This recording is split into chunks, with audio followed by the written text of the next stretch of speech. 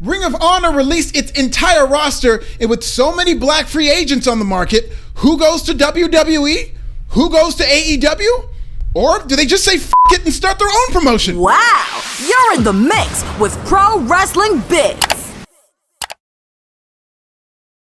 Ring of Honor shocked the wrestling world Wednesday when it announced it would be going on hiatus and promptly released its entire roster.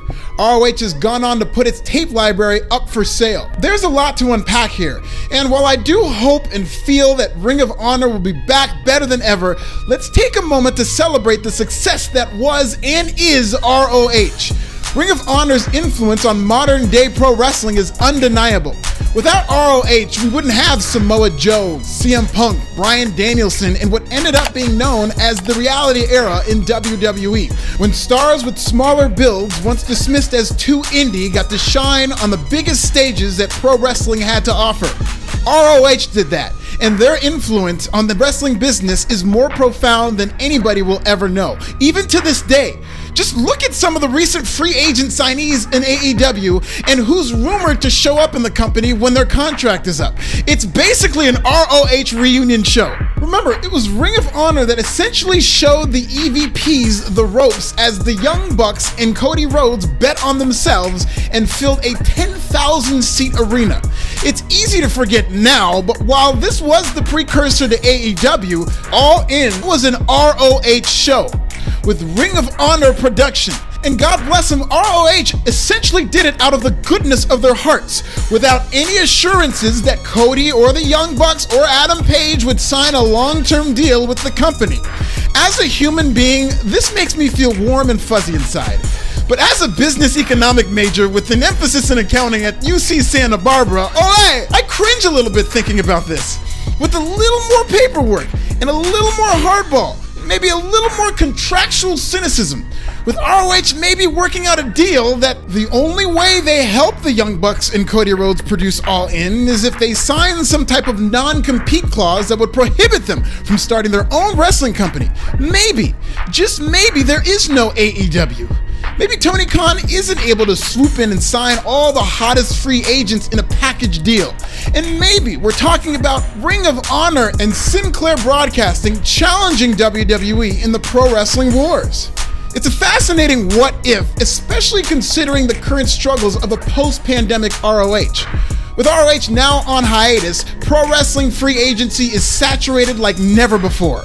In addition to WWE's mass releases and COVID wiping out scores of independent wrestling promotions, the supply of pro wrestler vastly outweighs the demand. AEW has remained aggressive in signing free agents, but with CM Punk and Bryan Danielson now signed to expensive contracts on an already crowded roster, they'll only be able to take on so many more. WWE is being very stingy with free agents as it continues cost-cutting and may or may not be setting up for a future sale. The harsh reality is a lot of these talented athletes will not be able to find a new home on the current pro wrestling scene.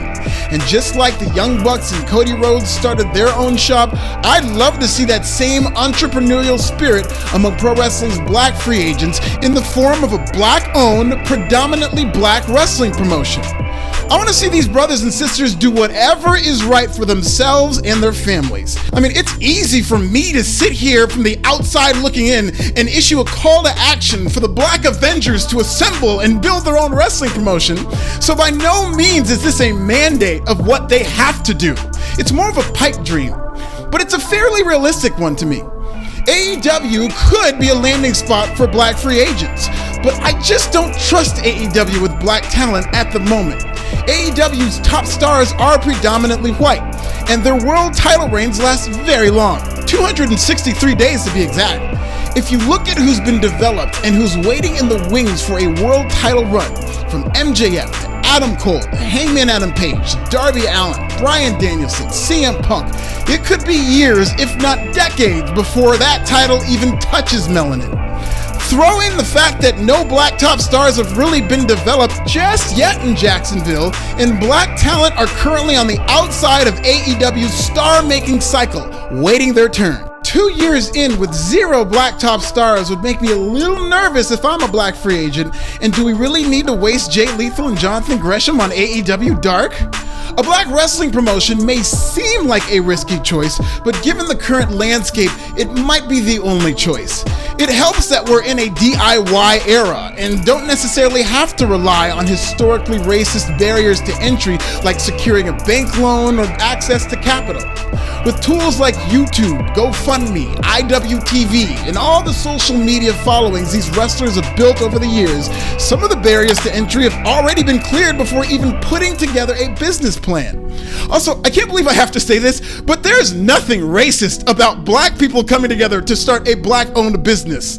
There is a system of disadvantages that negatively impacts black people in America, so we're not in position to antagonize other races from a place of power. This has been illustrated throughout the history of pro wrestling, which often mimics society. The average dollar in the black community lasts 6 hours. Some WrestleManias have lasted longer than that. So black people coming together to help fix this problem will only uplift a disenfranchised community and certainly won't serve to hurt any others. Not in America and not in pro wrestling. A predominantly black wrestling promotion could even help mainstream promotions like WWE and AEW. Black wrestling means black wrestlers, and also black minds, black executives, black storylines, and a presence of an underserved community, the likes of which have seldom been seen in pro wrestling. It could even reclaim AEW and call itself All Elite Wakanda, or Tyler Perry Presents Pro Wrestling. I'm just spitballing here. Shows like The Wire, Power, Blackish, Empire, and Insecure became huge cultural and crossover successes by showcasing different spectrums of the black experience. We got to see rich black people, black drug dealers, suburban black people, and even Molly. By the way, am I the only person who is Team Molly and her falling out with Issa? I really think she's misunderstood, but I digress.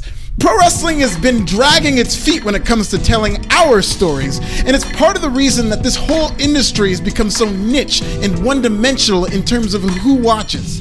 AEW and NXT 1.0 cornered the market on an indie style of pro wrestling. So when other promotions became more wrestling-centric, with storylines designed to placate the hardcore wrestling audience that was left standing, the support just wasn't there.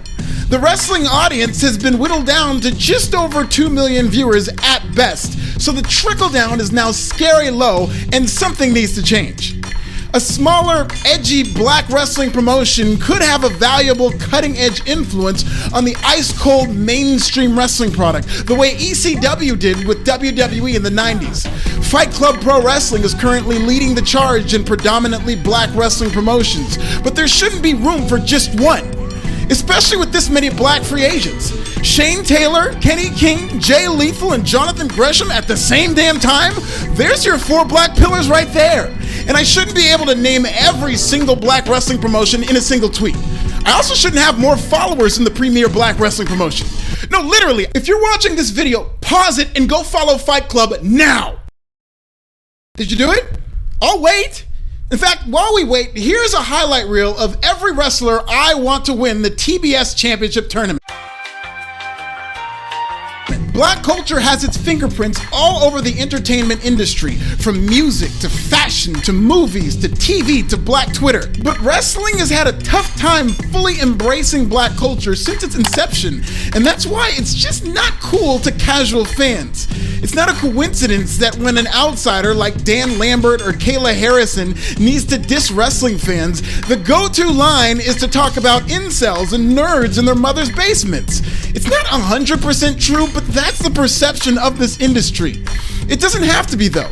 And a black wrestling promotion, if successful, can go a long way in not only changing the way people look at pro wrestling, but also who watches it.